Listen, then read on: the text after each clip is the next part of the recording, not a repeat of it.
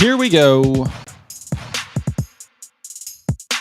In a previous episode, I said I wouldn't start a podcast today unless I was also going to post my podcast to YouTube at the same time. That's true. I wouldn't do it. Leighton Hart from Podcasting for Fun and Profit here. Glad you're here. I did say if I started a podcast today, I would definitely post it to YouTube also, but we probably need to talk about a few things about creating a video podcast. Talk about a few things that'll make it a whole lot easier and will spare you a lot of the time wasting and embarrassing mistakes, honestly, that I've made along the way. So if you didn't hear or see that episode, here's the gist of that episode. You can go back and check it out, but let me just give you the digest here. You increase the chances that your podcast will find an audience if you post your podcast where people already are. So the way that people find podcasts is still very imperfect. And a lot of it depends on whether your podcast, a lot of a lot of whether your podcast gets discovered is up to chance and up to algorithms. And so if you can find a huge platform where people are already spending tons of time, like YouTube, you put yourself in a much better position if you put yourself in front of people where they already are. And I know what a lot of us are thinking right now. The whole reason podcasting is appealing is because it's easy to produce and it doesn't really matter what I look like when I'm doing it, right? So when I'm podcasting, it doesn't matter if my desk is a mess or what I'm wearing or any of that. With video, it's a different story. People can see you on video. But just because you decide to add video doesn't mean it needs to be this hugely produced thing. In fact, some of the most popular videos on this channel, on the Podcasting for Fun and Profit channel, are the ones like this where I simply run a video camera while I go through my podcast outline or my script. And then I post that video, as rough as it may be, to YouTube.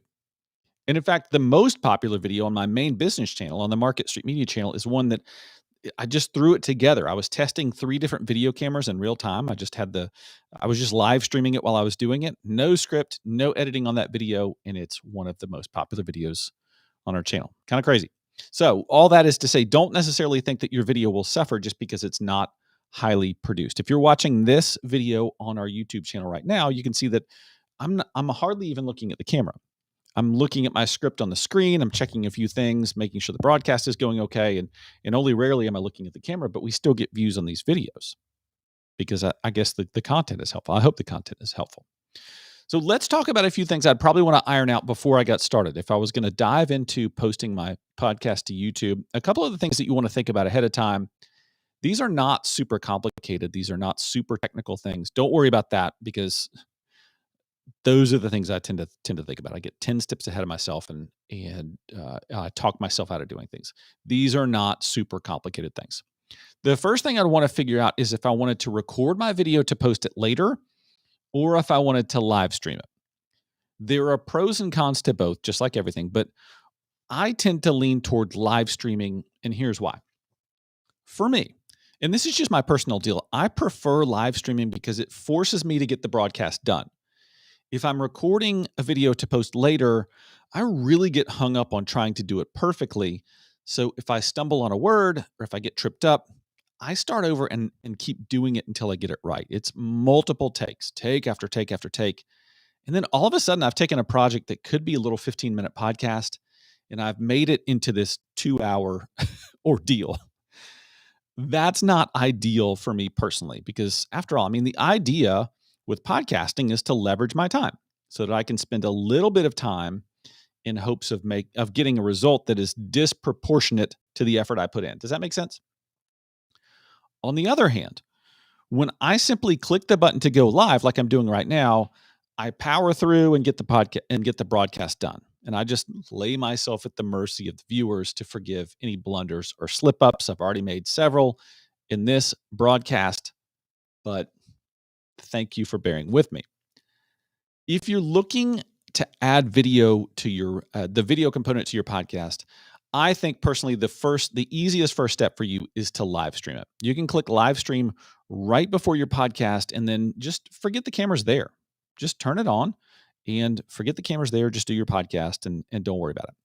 Then once you've decided whether you're going to record your video or post later, or if you're going to live stream, the next thing I would do is figure out what camera you want to use. So now we need to figure out what camera you want to use. You got three basic options here: your phone, a webcam, or an external camera like a DSLR or a video camera. If you're just getting started, I would say the nearest camera is camera. So if that's your webcam, that is just fine. But once you get your footing, find that you want to upgrade a little bit to get a better picture quality, and then you're going to start looking for an upgrade. You're going to want to graduate out of your webcam. But again, the nearest camera is the best camera because getting started, in my opinion, is the most important thing. You can get a huge jump in quality when that moment comes that you want to upgrade. You can get a huge jump in quality with a camera called the Mevo Start. That's MEVO Start. That's the camera that we use here in our studio for our live streams at Market Street Media. Here's what I like about that camera: the picture is super crisp, and it has a feature that lets you plug it directly into your computer or laptop and use it as a webcam. That camera sells for $399, and it is durable and it's user friendly, and there's a great after market for that. In other words, if you get it and decide you don't want it, you're not going to lose a bunch of money when you go to sell it online. If you decide you want something else, that they hold their value pretty well. From there, if you want to skip ahead of the Mevo, take another, go that next step, you can jump up to a DSLR or mirrorless camera, which if you're watching this on YouTube, that's what I'm filming this on right now. I'm using the Canon M50, which is a compact, lightweight mirrorless camera. It sells for about $650. Once you have your Canon M50 in hand, then you can download this little app. It's called the Canon Webcam Extension or something like that. You download this little app.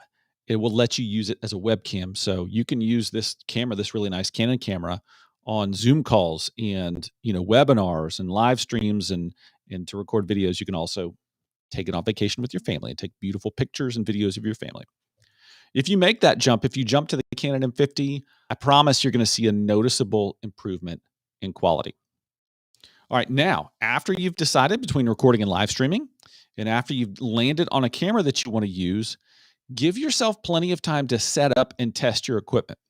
Adding video to your podcast adds a handful of variables to the mix, like making sure all your video and audio inputs are set correctly and that all the right wires are plugged into all the right places.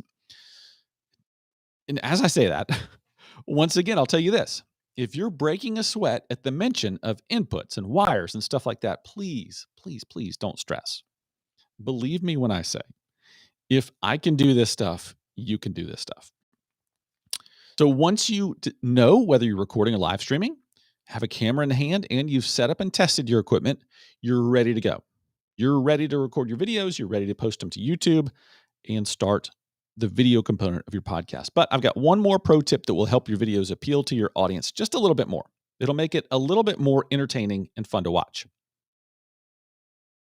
If you're live streaming, download your video afterwards and then edit it up just a little bit.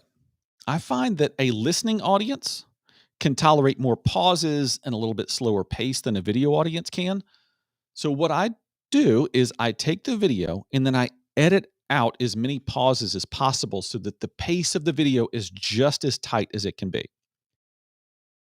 And you may be sitting there saying, but Leighton, I don't know how to edit, or I don't like editing, or whatever. Listen, that's not a deal breaker. What we've done here is we've harnessed the power of freelance sites like Fiverr and Upwork to find talented video editors who can make solid videos for us without us spending very much money at all. I would tell you that if you spend a little bit of time finding the right person on Fiverr or Upwork, I'll bet you can strike a deal with that person to get your videos made for, let's say, $10 to $15 a piece. It's a pretty good deal. So let's recap quickly. If you're going to start posting your podcast to YouTube, which I highly recommend, here are the steps we talked about. Choose whether you're going to live stream it or if you're going to record it to post later. Next, figure out which camera you want to use, and it doesn't have to be anything fancy.